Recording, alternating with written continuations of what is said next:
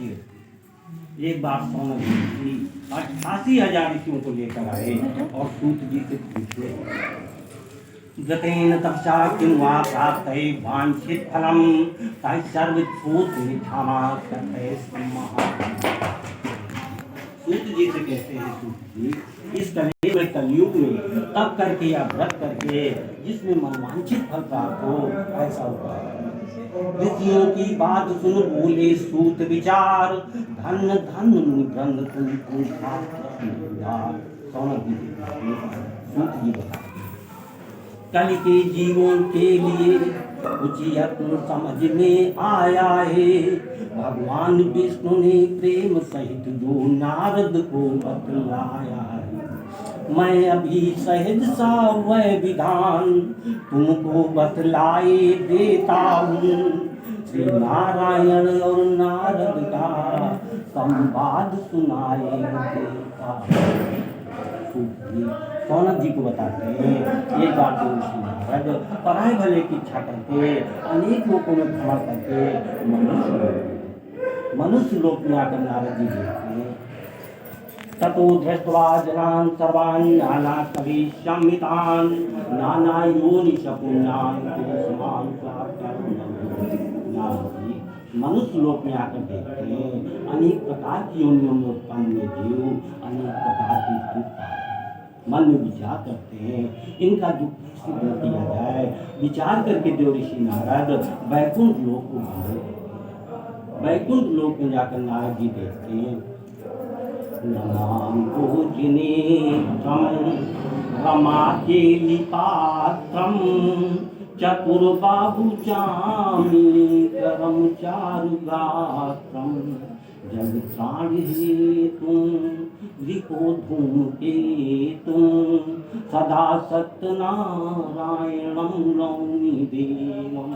सत्यनारायणं देवं शुक्लवर्ण चतुर्भुजं शंख चक्र गदा पद्म वनमाला विभूषितम।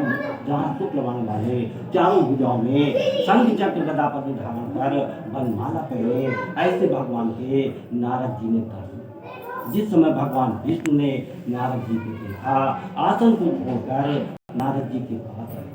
फिर सम्मान सहित श्री नारद को आसन पर अपने ले आए। उन कुशल पूछ कर मंद मंद आनंद कंद को भगवान विष्णु जिस समय नारद जी को देखते हैं समझ लेते हैं नारद किसी हेतु तुम्हारे पास आए, लेकिन फिर भी जो कष्ट आपने किया आज उसका प्रधान कारण क्या है?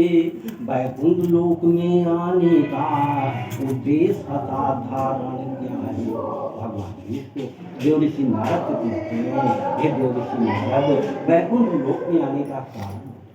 नारद जी कहते हैं, मनुष्य लोक में अनेक प्रकार की अनेक प्रकार की उनका दुख दूर करने का भगवान विष्णु कहते हैं। प्रथमस्तु महापुण्यम स्वर्गे मते चा दुर्लभम तादिस्नेहाम्यावश्य प्रकाशयते अन्ना। भगवान विष्णु देव ऋषि नारद को बताते हैं, जो मनुष्य सत्यनारायण का पूजन विधि से करता है इस लोक में सुख होकर वैकुंठ लोक को प्राप्त। भगवान के देव ऋषि नारद पूछने लगे, सत्यदेव के व्रत का फल क्या है, विधान क्या है तथा सबसे पहले भगवान विष्णु दुख को दूर करता है, धन अन्न बढ़ाता है। और कहते हैं सतयुग में जो फल होता था अत्यंत रुद्र तप साधन से वह कलयुग में मिल जाता है इन सत्य देव के पूजन से। भगवान विष्णु देव ऋषि नारद को बताते हैं, जो बड़ी बड़ी तपस्या करने का फल होता था आज वो सत्यनारायण की कथा में मिल जाता है। और जब जी चाहिए कार्य करें सब तिथियां उत्तम कहलाती हैं। संक्रांत पूर्णमासी ये परम पुनीत गिनी जाती। तिथि कोई भी कैसी भी हो इससे कुछ बनाओ बिगाड़ नहीं, पर किया धरा सब निष्फल है यदि मन में सच्चा भाव इस प्रकार जो चित्त दे कथा सुने सुप्रीत, निश्चय ही उस जीव की मिट जाए सब। अध्याय समाप्ति। बोलिए सत्यदेव भगवान की जय।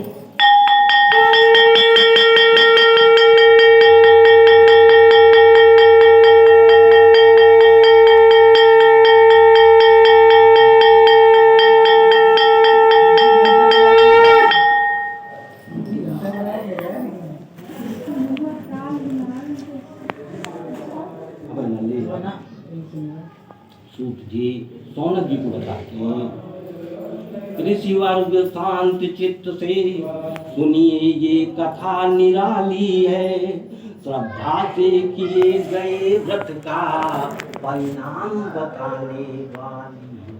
सूत जी सौनक जी को बताते हैं, था एक ब्राह्मण सतानंद जो दुख में समय बिताता था, करके भिक्ष वित्त नित्य भर पेट अन्न नहीं पाता था। और लोक दीन को दीन बंधु जब दुखी हुए और खिन्न हुए, तब करुणामय करुणा करके सेवक के लिए अभिन्न हुए। सूत जी एक गरीब सतानंद नाम का ब्राह्मण था, जो रोजाना भीख मांगकर अपना प्रतिपादन करता। उस गरीब सतानंद की दशा देखकर भगवान, जिन्हें ब्राह्मण अति प्यारे होते हैं, बूढ़े ब्राह्मण का भेष बनाकर सतानंद के पास आए और पूछने लगे, हे विप्र, तुमने दुखी होकर इस पृथ्वी पर क्या किया? सतानंद कहते, ब्राह्मणों अति दरिद्रो सतानंद कहता है, हम जाति के ब्राह्मण हैं, अति दरिद्र, भिक्षा के लिए रोजाना इस पृथ्वी पर घूमते हैं, कोई उपाय जानते हो? भगवान सतानंद से कहते हैं, तश्रुतुं पूजनं विपकृत व्रत मुक्त्यं यत् कृत्वा सर्व दुःखेभ्यो मुक्तो भवति भगवान सतानंद से कहते हैं, तुम सत्यनारायण का पूजन करो, वो तुम्हारी सारी मनोकामनाएं पूर्ण। और कहते हैं, ऋषियों में जैसे व्यास देव सर्वोपरि माने जाते हैं, देवों में तेहि सत्यदेव आसन और आदर पाते हैं। कैसा भी भीषण संकट हो इस पूजन से मिट जाता है, जो जन सतव्रत रखता है अच्छी समृद्धि सुख पाता है। ये कहकर विधि को बता व्रत का पूर्ण विधान, वे विष्णु भगवान बस तत्क्षण अंतर ध्यान। सत्यनारायण की व्रत का विधान बताकर भगवान जब अंतर ध्यान हो गए, तब सतानंद सोचता है, वाकई में संकल्प करता है, आज भीख मांगकर उस ढंग से सत्यनारायण का पूजन विधि तथा प्रातः समुत्थाय सत्यनारायण करिते संकल्पम भिक्षार्थम अगम्य। भीख मांगी जाता है, उस दिन बिना मांगे रोज से अधिक धन मिल जाता है। पूजन की सारी सामग्री लाकर सत्यनारायण का पूजन विधि विधान से करता है।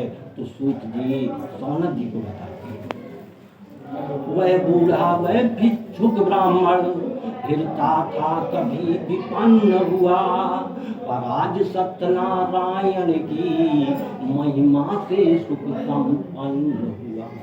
सब बिगड़ी दशा बनी उसकी, पूरा उसका काज हुआ। अब तक तो था सतानंद, अब सतानंद महाराज हुआ। सूत जी सौनक जी को बताते हैं, वो गरीब सतानंद जो रोजाना भी अपना प्रतिपादन करता था,